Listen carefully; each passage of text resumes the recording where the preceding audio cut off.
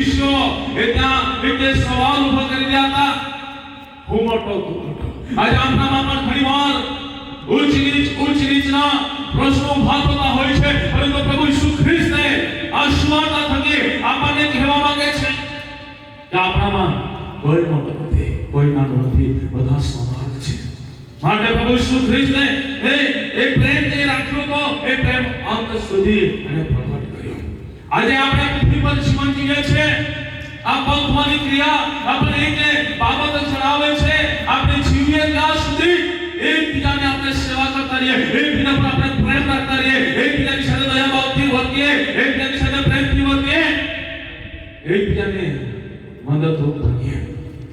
પ્રભુ ઈસુ ખ્રિસ્ત એ દેવ હોવા છતાં મારા પ્રિય ભાઈઓ પ્રભુના વચનની અંદર ફોર્મ આવ્યો છે. એને પોતાના લુગડા ઉતારીને એને રૂમાલ લીધો અને પોતાના કમરે બાંધ્યો.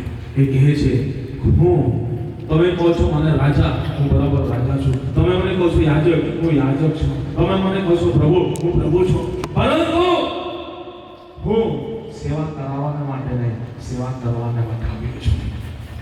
હું એક પ્રેમ તમારા પર નહીં રાખતો હતો, એ જ પ્રેમ હું અંત સુધી તમારા મધ્ય રાખું છું. એ પ્રભુ ઈસુ ખ્રિસ્તે જણાવ્યું. બધી રીતે પ્રગટ થઈ ગઈ કે રાજાઓનો રાજા છે, એ પ્રભુનો પ્રભુ છે, એ દેવોનો દેવ છે. છતાં પણ એને એક બાબત ત્યાં પ્રગટ કરી કે હું ભલે રાજાઓનો રાજા છું, પ્રભુનો પ્રભુ છું, પણ હું તમારામાં એક છું, તમારામાં એક છું. માટે મારા પ્રિય ભાઈઓ, પ્રભુ ઈસુ ખ્રિસ્તે એ રૂમાલ લીધો અને પ્રભુના વચનની અંદર થામે આવ્યું છે.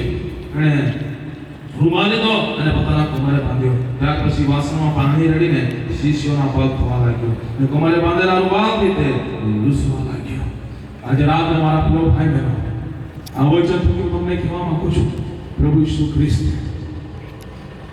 ખ્રિસ્ત આજે શિષ્યોના પગ ધોયા, નહીં કે એને પગ ધોયા છે.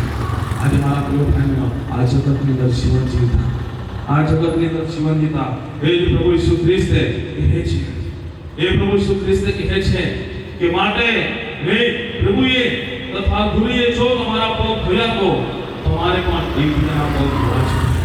પ્રભુ ઈસુ ખ્રિસ્તે રાજાઓના રાજા અને પ્રભુના પ્રભુ હોવા છતાં પણ એને એકબીજાના પગ ધોયા, એકબીજા પર એને પ્રેમ રાખ્યો, એની નિંદા કરનારાઓ પર એને પ્રેમ રાખ્યો, એને પરસ્પરાધીન કરવાનો હતો, એને 30 રૂપિયામાં વેચી દેવાનો હતો.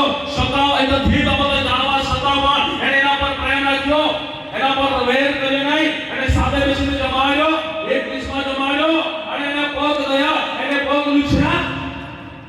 માટે પ્રભુ કહે છે તમારે પણ એકબીજાના પગ ધોવા છે. ભલે તમારે એકબીજાની સાથે નિંદા હોય, ભલે તમારે એકબીજાની સાથે લડાઈ ઝઘડા હોય, વેરઝેર હોય, તમે એકબીજાની સાથે કોઈ જે કંકાસમાં જીવન જીવતા હોય, પરંતુ એ બધી બાબતને છોડીને દેવીઓ પ્રેમની અંદર જીવન જીવો. પ્રભુનું વચન કહે છે કેમ કે જેવું મેં તમને કર્યું તેવું તમે પણ કરો, એ માટે મેં તમને નમૂના આપ્યો છે. આજે પ્રભુ ઈસુ ખ્રિસ્તના નમૂનાને આપણે તાજો કરતા મારા પ્રિય ભાઈઓ આજે પ્રભુ ભાઈ છે. પ્રભુ ઈસુ ખ્રિસ્તે જે રીતે એકબીજાના શિષ્યોના પગ ધોયા, એ રીતે આજે આપણને પ્રભુએ નમૂના આપ્યો છે અને એ કાર્ય કરવાના માટે પ્રભુએ આપણને જણાવ્યું છે. આજે આ વેળાએ હું તમને કહેવા માંગુ છું, આજે આ વર્ષની અંદર એક વખત આ ક્રિયા અમે છે પગ ધોવાની ક્રિયા આપણે કરીએ છીએ. હું તમને કહેવા માંગુ છું, જ્યારે પણ તમે પગ ધોવો, ત્યારે એકબીજાના પગ ધોવો, ત્યારે એ સમય દરમિયાન પ્રભુને આગળ તમે એ રીતે કહેજો કે પ્રભુ એ રીતે મને તારા પરના પ્રેમમાં જીવવા માટે તું આપજો, એ રીતે હું એકબીજા પ્રત્યે પ્રેમ રાખું, એ રીતે હું એકબીજાની સાથે દયા ભાવથી જીવું, એ રીતે એકબીજાની સાથે હું એક બોજ પ્રેમથી, દયાથી, કૃપાથી જીવન જીવું. મારા જીવનમાંથી ક્રોધને દૂર કર, નફરતને દૂર કર, વેરઝેરને દૂર કર. પ્રભુને કહો અને મારા પ્રિય ભાઈઓ એ રીતે પગ ધોવો. ચોક્કસ પ્રભુ આ પગ ધોવાની ક્રિયા થકી આશીષો આપણને આપશે. વચનોમાંથી ઘણી બધી બાબતો આપણે જોઈએ છે, પરંતુ ત્યાં ચર્ચની અંદર આપણે ત્યારબાદ ઘણા બધા વચનો આપણે જોઈશું. પરંતુ આ સમયે જે વચનો આપણે વાંચ્યા છે એ વચનને આપણે ધ્યાનમાં લઈ, વચનને ધ્યાનમાં લઈને હવે આપણે આંખોને બંધ કરીને પ્રાર્થના કરીએ. આપણે આંખોને બંધ કરીએ.